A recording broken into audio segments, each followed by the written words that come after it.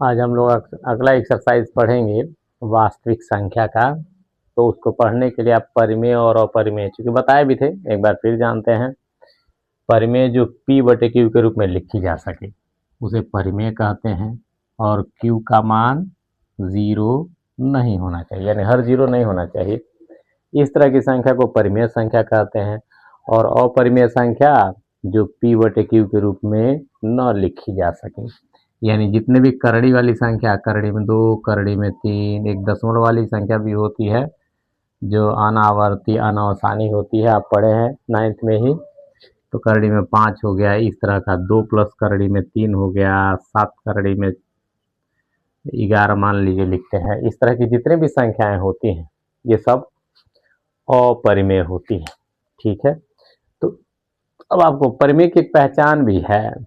2/3 एक परिमेय संख्या है। तो 2/3 अगर परिमेय संख्या तो कोई भी ऐसी संख्या नहीं है जो 1 और 2 के अलावा ऐसी कोई संख्या जिसका पारा पढ़ने पर ये भी आ जाए और ये भी आ जाए। जैसे मेरी बात समझ में नहीं आई होगी, अगर हम 10/15 कर दिए, ठीक है, तो 10/15 ये 10 और 15 और 1 के अलावा 5 एक ऐसी संख्या है जिसका पारा पढ़ने पर ये भी आ जाएगा और ये भी आ जाएगा। 5 दूना 10, 5 तीन 15, यानी इसका उभयनिष्ठ गुणनखंड ध्यान से देखना, इसी तरीके से प्रूफ करेंगे।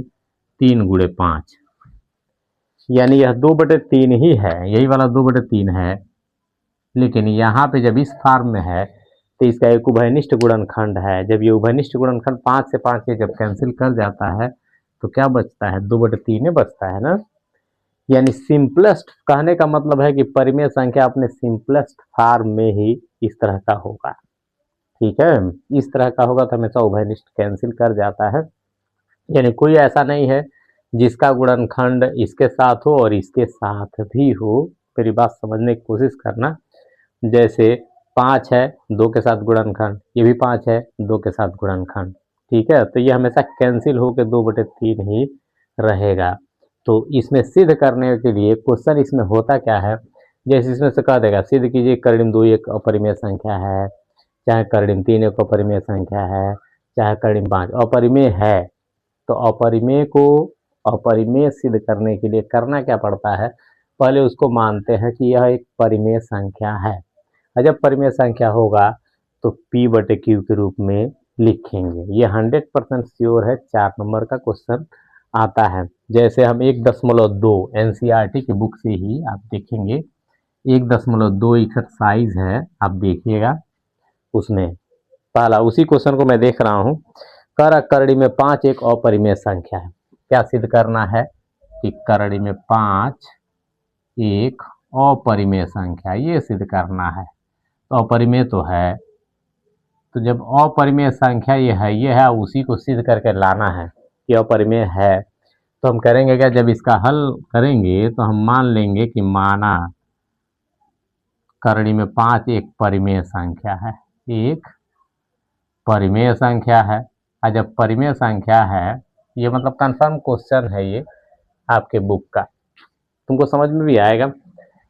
तो क्या करेंगे, जब परिमेय संख्या है तो करड़ी में 5, परिमेय की पहचान क्या है कि वो p बटे क्यू के रूप में लिखा जाएगा। ठीक, और जब लिखा जाएगा तो q का मान 0 नहीं होगा। यही ना परिमेय की पहचान है कि जो p बटे क्यू के रूप में लिखी जा सके। तो जब हम मान लिए हैं कि यह परिमेय है तो परिमेय के हिसाब से क्या होता है, p बटे क्यू, यानी इसका मान p बटे क्यू के रूप में होगा। तो मैंने लिख दिया, डाउट होनी नहीं चाहिए। अब रूट हटाने के लिए दोनों पक्षों में वर्ग करते हैं, तो लिखेंगे दोनों पक्षों का वर्ग करने पर, स्क्वायर करने पर, बोथ द साइड्स। जब इसका स्क्वायर करेंगे तो हो जाएगा √5 का square, root p upon Q का स्क्वायर। ठीक है, अब स्क्वायर से रूट खत्म हो जाता है तो 5 इज इक्वल टू हो जाएगा p² अपान क्यू स्क्वायर। ठीक, तो अब इसमें करेंगे क्या, क्रॉस मल्टीप्लिकेशन कर देंगे तो 5 क्यू² इज इक्वल टू p²। जो ही ये इस रूप में आया तब p² का एक गुणनखंड 5 भी है, दूसरा q भी है। तो किसी भी संख्या का अगर एक और खुद के अलावा कोई गुणनखंड संख्या आती है मतलब वो उसका गुणनखंड है। जैसे अब यहाँ से समझने के लिए मैं यहाँ बता रहा हूँ, ये 6 है तो 6 का एक गुणनखंड 2 और 3 है। इसके मतलब कि ये 6 2 से भी विभाज्य हो जाएगा और 3 से भी विभाज्य हो जाएगा। सेम इसी तरह का ये है 5 क्यू स्क्वायर बराबर पी स्क्वायर, यानी पी स्क्वायर 5 और क्यू, पी स्क्वायर के गुणनखंड 5 और क्यू है, यानी पी स्क्वायर 5 से विभाजित होगा और क्यू स्क्वायर से विभाजित होगा। तो हम मान लेंगे, तो हम चूंकि कहेंगे क्या, इसे हमको मिला क्या, पी स्क्वायर 5 से क्या है, विभाज्य है, विभाज्य है, इसलिए P 5 से भी विभाज्य होगा। ठीक है, P स्क्वायर 5 से विभाज्य है तो P भी क्या होगा, 5 से विभाज्य होगा। जैसे 2 का स्क्वायर, हम 3 का स्क्वायर मान लेते हैं 9 है, तो 9 अगर 3 से विभाज्य है तो इसका गुणनखंड 3 होगा। 9 3 का स्क्वायर है ना ये, तो 3 का स्क्वायर, अच्छा हम मान लेते हैं 4 का स्क्वायर 16 होता है, तो 2 से विभाज्य है, तो 4 भी किससे विभाज्य होगा, 2 से विभाज्य होगा ना। अरे काट देंगे, 4 का स्क्वायर 16, तो 16/2, 2/16 हो गया, और 4 लिखे तो 4/2, 2 दूना 4। तो अगर स्क्वायर किसी संख्या से विभाज्य है तो विदाउट स्क्वायर वह संख्या भी सेम संख्या से विभाज्य होगी। सेम ऐसे ही पी स्क्वायर किससे विभाज्य है, 5 से विभाज्य है, तब पी किससे विभाज्य होगा, 5 से विभाज्य होगा। जब 5 से विभाज्य होगा मतलब पी में 5 आएगा, और 5 के अलावा और क्या आएगा, तो इसलिए अतः पी बराबर हम रखेंगे 5 हार मान लेते हैं। चूंकि ये अननोन है तो ये तो पता चला कि पी 5 से विभाज्य है, मतलब पी में एक के गुणनखंड में एक 5 आएगा, 5 के अलावा और क्या आएगा ये नहीं पता है, तो हम मान लिए आर। जैसे हम कहें कि 10 है, समझना थोड़ा सा, तो 10 का एक गुणनखंड 2 है तो 2 के अलावा और क्या आएगा इसका गुणनखंड, तो 5 होगा। हम कैसे जान पाए 5 होगा, क्योंकि ये नोन क्वांटिटी है, मतलब हमको पता है कि ये क्या चीज़ है। ऐसे ही हम कह देते कि 10 का एक गुणनखंड 5 है, तो दूसरा का गुणनखंड कौन होगा, तो हमको पता है पहाड़ा, कि 10 कितनी बार इसका पहाड़ा पढ़ने पर आएगा, तो 2 बार, यानी इस दूसरे का गुणनखंड 2 है। यहाँ से हमको केवल पता चल पाया है कि P 5 से विभाज्य है, मतलब P में 5 होगा, लेकिन और कौन होगा। जैसे 10 का गुणनखंड 2 है तो दूसरा का कौन होगा, तो 5 होगा। 2 का पहाड़ा पढ़ के हम चेक करते हैं, क्योंकि है हमको पता है कि ये क्या चीज़ है। यहाँ देखना, P का एक गुणनखंड 5 है, तब P का दूसरा का गुणनखंड कौन है हमको नहीं पता। क्यों नहीं पता, क्योंकि हम P खुद ही नहीं जानते कि कितना है, इसीलिए 5 के साथ क्या ले लिया, R ले लिया। चूंकि ये भी अननोन है तो R एक क्वांटिटी ले ली, ये भी अननोन है, तो अब यही मानवा यहाँ पे हम रखेंगे। ठीक है तो इसलिए 5 क्यू स्क्वायर बराबर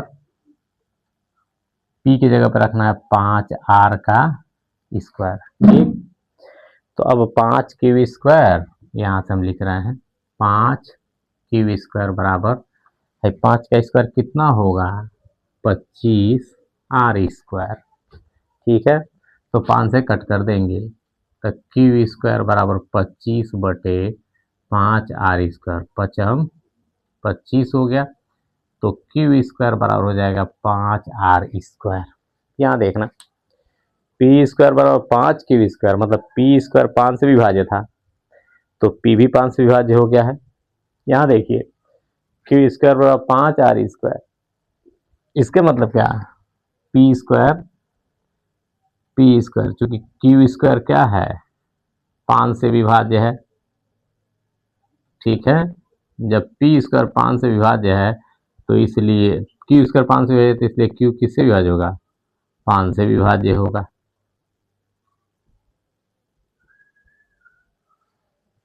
ठीक है, क्योंकि स्क्वायर है, तो जब स्क्वायर किसी संख्या से विभाज्य होती है तो विदाउट उसका स्क्वायर जब छोड़ के जो संख्या बचेगी वो भी उस संख्या से विभाज्य होगी। अभी मैं लिखा था कि 16, 4 का स्क्वायर अगर 2 से विभाज्य है, 4 चौको 16, तो 2 का पहाड़ा पड़े 16 आ जाता है, तो स्क्वायर छोड़ेंगे तो 4 बचेगा ना, तो 4 भी 2 से विभाज्य होगा, क्योंकि 2 दूना 4 कट जा रहा है। सेम उसी तरह का कि क्यू स्क्वायर अगर 5 से विभाज्य है तो क्यू भी किससे विभाज्य होगा, 5 से विभाज्य होगा।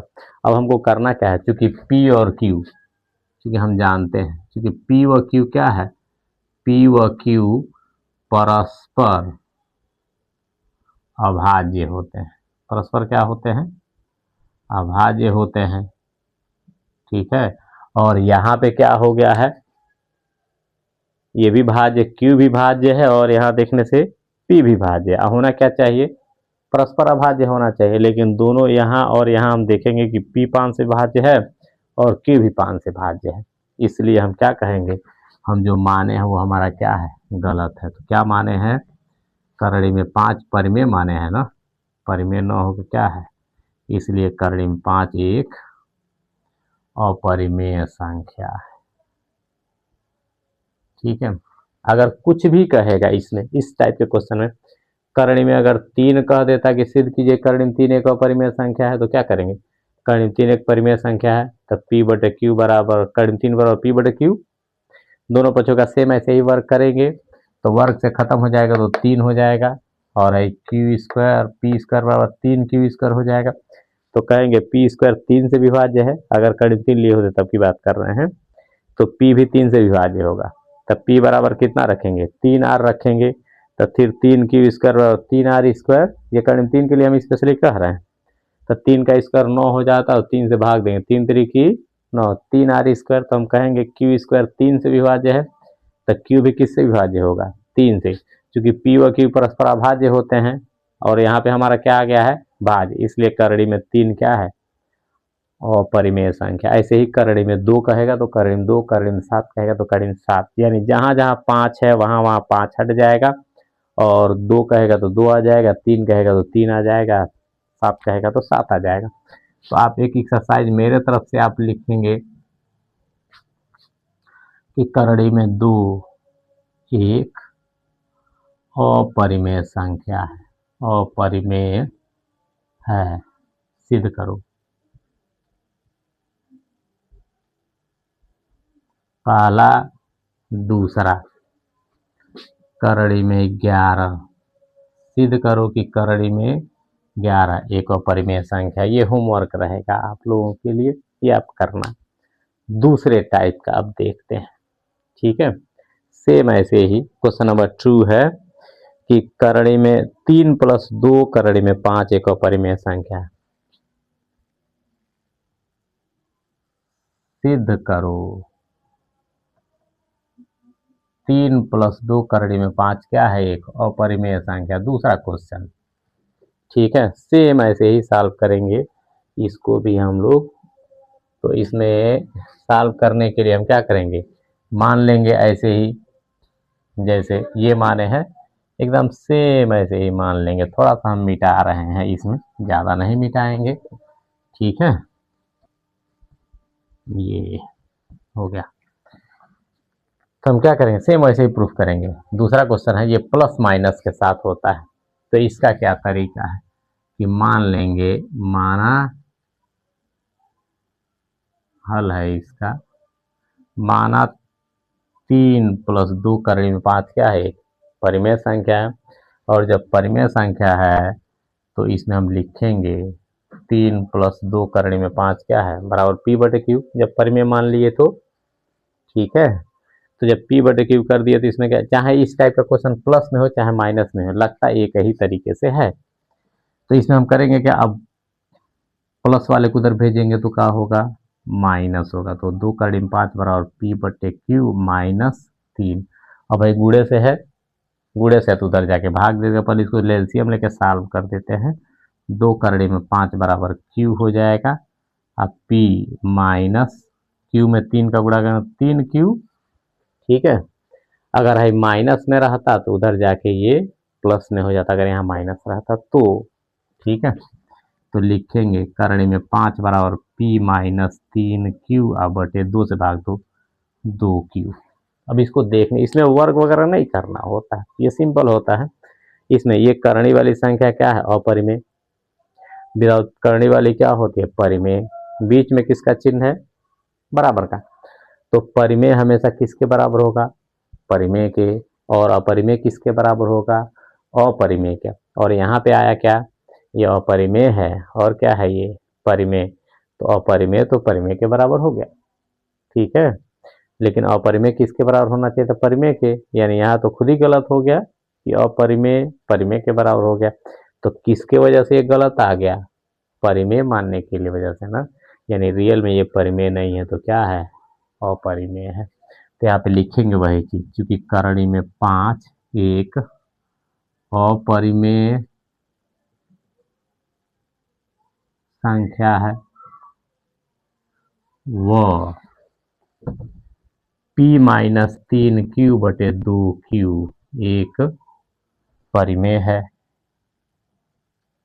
ठीक है।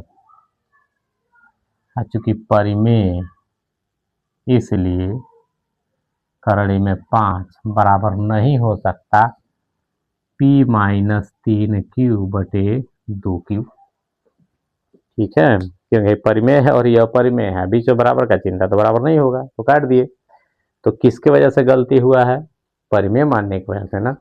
तो इसलिए हम क्या कहेंगे, 3 + 2 करणी में 5 एक अपरिमेय संख्या, अपरिमेय संख्या है, ठीक है। सेम ऐसे ही माइनस रहेगा तो उधर जाकर हम प्लस कर देगा। यहाँ जहाँ माइनस है क्या हो गया, बराबर की तरफ से दूसरी तरफ जाने पर प्लस कर देते हैं, चिन्ह बदल देते हैं, माइनस हो तो प्लस, प्लस हो तो माइनस। आई गुणा किधर चला गया, भाग में चला गया, ठीक है। तो वही काम इसमें करना है। ये क्वेश्चन इस टाइप का मैं एग्जाम्पल तुमको दे दे रहा हूँ, आप लगाना, मेरे तरफ से एक्सरसाइज होगा। सिद्ध करो, सिद्ध करो 7 + 4 करणी में 3 एक अपरिमेय संख्या है, अपरिमेय संख्या है। तो क्या करेंगे, प्लस है तो उधर भेज के पहले माइनस कर देंगे, -7 हो जाएगा। फिर लॉसा ले लेंगे, क्यू का गुणा करें तो P-7Q हो जाएगा। और फिर 4 है तो यहाँ 2 था तो बटे में 2 गया है, और ये 4 है तो बटे में 4, तो इधर कड़ी में 3 हो जाएगा। इधर P-7Q/4Q हो जाएगा। तो कहेंगे ये है चीज लिखना पड़ेगा, क्योंकि कड़ी में 3 है ना, है। तो कड़ी में 3 क्या है, एक अपरिमेय संख्या है। और इधर वाला क्या हो जाएगा, परिमेय। और परिमेय कभी अपरिमेय के बराबर नहीं हो सकता। तब दोनों का जो बराबर है बराबर क्या करेंगे, काट देंगे, इसका लिखेंगे, इसलिए क्या है ये अपरिमेय संख्या। तो इसको आप करना। एक और दे दे क्या है इसी पर, दूसरा क्वेश्चन, सिद्ध करो करणी में 3 करणी में 6 - 11 एक अपरिमेय संख्या। माइनस है तो बराबर को उधर भेज के क्या करोगे, प्लस कर दो, तो यहाँ प्लस हो जाएगा। लगाने का तरीका सेम वैसे ही। एक दूसरा क्वेश्चन, नेक्स्ट क्वेश्चन हम पढ़ेंगे, एक गुणे वाला भी क्वेश्चन है, इसको आपको समझ में आ रहा होगा मेरे समझ से। एक है तीसरा में, सिद्ध कीजिए कि संख्याएं अपरिमेय है। एक तीसरे का दूसरा मैं लगा रहा हूं, कर सिद्ध करो। आप किताब से लगाना इसको, ठीक है। 7 करणी में 5 एक अपरिमेय है, क्या है, अपरिमेय संख्या है, ठीक है। जब अपरिमेय संख्या तो क्या मान लेंगे, फिर उसी तरीके से लगाएंगे कि माना 7 करणी में 5 क्या है, एक परिमेय संख्या है। तो इसका जब हल लिखेंगे तो लिखेंगे माना 7 करणी में 5 क्या है, एक परिमेय संख्या है। तरीका वही है। और जब परिमेय संख्या तो परिमेय के रूप में लिखेंगे, तो 7 करणी में 5 बराबर क्या लिखेंगे, P/Q। Q का मान लिखेंगे, this implies Q not equal to 0, ठीक है। अब गुणा है तो उधर जा क्या हो जाएगा, भाग चला जाएगा, तब P/7Q। यहाँ देखना, इसमें भी गुणे से था तो भाग चला गया, एकदम सेम इतना ही पार्ट है इसका। अब जो ही भाग दिए तो हम क्या कहेंगे, यहाँ पे करणी में 5 क्या है, एक अपरिमेय, और है क्या है, परिमेय। और अपरिमेय कभी भी परिमेय के बराबर नहीं होता, तो यहाँ लिखेंगे क्योंकि करणी में 5 क्या है, एक अपरिमेय संख्या है, वह p/7q परिमेय संख्या है। ठीक है, हो गया। अब चूंकि परिमेय कभी भी अपरिमेय के बराबर नहीं होता तो करीब 5 नॉट इक्वल टू p/7q। तो क्या मानने की वजह से गलती हो गई हमारी? परिमेय मानने की वजह से ना। तो हम कहेंगे कि इसलिए परिमेय न हो के क्या है, ये अपरिमेय। अतः करड़ी में 7 करड़ी में 5 क्या है, एक अपरिमेय संख्या है। ठीक है, तो समझ में आ रहा होगा। एक मेरे तरफ से एग्जाम्पल सेम ऐसे ही, पहला सिद्ध करो, 2 को दे रहे हैं। आप देख के भी प्रैक्टिस करोगे ऐसे ही ना, तब कर पाओगे। सिद्ध करो 6 करड़ी में 13 एक अपरिमेय संख्या है, अपरिमेय संख्या है। एक और दे दे दूसरा, सिद्ध करो 5 करड़ी में 2 एक अपरिमेय संख्या है। ये 2 क्वेश्चन आप सॉल्व करोगे। ठीक है, और नहीं समझ में आएगा तो पूछोगे आप। एक और दिया है क्वेश्चन, इसी का पहला वाला हम बता दें। ठीक है, अभी सॉल्व हो जाएगा। ठीक, इसी का तीसरे का एक पहला क्वेश्चन है। इसमें सिद्ध करो 1 करड़ी में 2 एक अपरिमेय संख्या है। हल इसका यही है, ये बटे के रूप में है। ठीक है, तो क्या करेंगे, जब ये ऐसा दिया है तो मान लेंगे कि माना 1 करड़ी में 2 क्या है, एक परिमेय संख्या है। और जब परिमेय संख्या तो लिखेंगे 1 करड़ी में 2 बराबर p/q, और q का मान 0 नहीं होगा। देखना, इसमें बटे के रूप में परिमेय संख्या है, तो आपको पता है कि पढ़े हो परिमेयीकरण किया जाता है। तो 1 करड़ी में 2, नीचे जो रहता है उसी से ऊपर नीचे गुणा कर देते हैं। ये तो पता है ना, हर का परिमेयीकरण आप करते रहे हो। ठीक है, तो है करड़ी में 2 एक अन्य करड़ी में 2 हो जाएगा, करड़ी में 2 में करड़ी में 2 से गुणा करो तो कितना होगा, 2 p/q, तिरछा गुणा करो तो करड़ी में 2 बराबर 2 p/q। फिर वही तरीका जैसे इसमें इस टाइप का हो गया। इधर वाला अपरिमेय है, इधर वाला क्या है, परिमेय। और अपरिमेय कभी भी परिमेय के बराबर नहीं हो सकता। ऐसे कट कर देगा, लिख देंगे अपरिमेय है, तो यहाँ पे लिखेंगे फिर वही, क्योंकि करड़ी में 2 क्या है, एक अपरिमेय है, अपरिमेय संख्या है, वह 2 p/q परिमेय संख्या है। ठीक है, अपरिमेय कभी भी परिमेय के बराबर नहीं हो सकता। इस 2 p/q, इसलिए हम क्या कहेंगे, 1 करड़ी में 2 एक अपरिमेय संख्या है।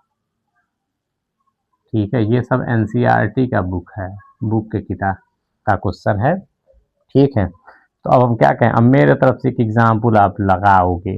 1 सिद्ध करो, पहला सिद्ध करो 1 करड़ी में 3 एक अपरिमेय संख्या है। ठीक है, अब देख के लगाओगे तब भी। इसमें का 1 करड़ी में 2 था तो करड़ी में 2 से ऊपर नीचे गुणा किया हो। इसमें मैंने 1 करड़ी में 3 दिया तो करड़ी में 3 से ऊपर नीचे गुणा करना पड़ेगा। तो यहाँ 2 था तो 2 बना है तो 2 का गुणा कर दिए। इसमें 3 बनेगा तो 3 का गुणा कर दोगे। आही स्टेप आप लिख लेना। ठीक है, नॉट इक्वल टू। एक और दे रहे हैं, सिद्ध करो 1 करड़ी में 17, तो करड़ी में 17 एक अपरिमेय संख्या है। ठीक है, तो उम्मीद करते हैं कि आपको समझ में आया होगा। ये पहला चैप्टर खत्म भी हो गया आपका। ठीक है, अगर ज़्यादा समझ में आया हो तो लाइक शेयर और सब्सक्राइब कर सकते हैं। बाकी नहीं आएगा तो आप कमेंट करके पूछेंगे।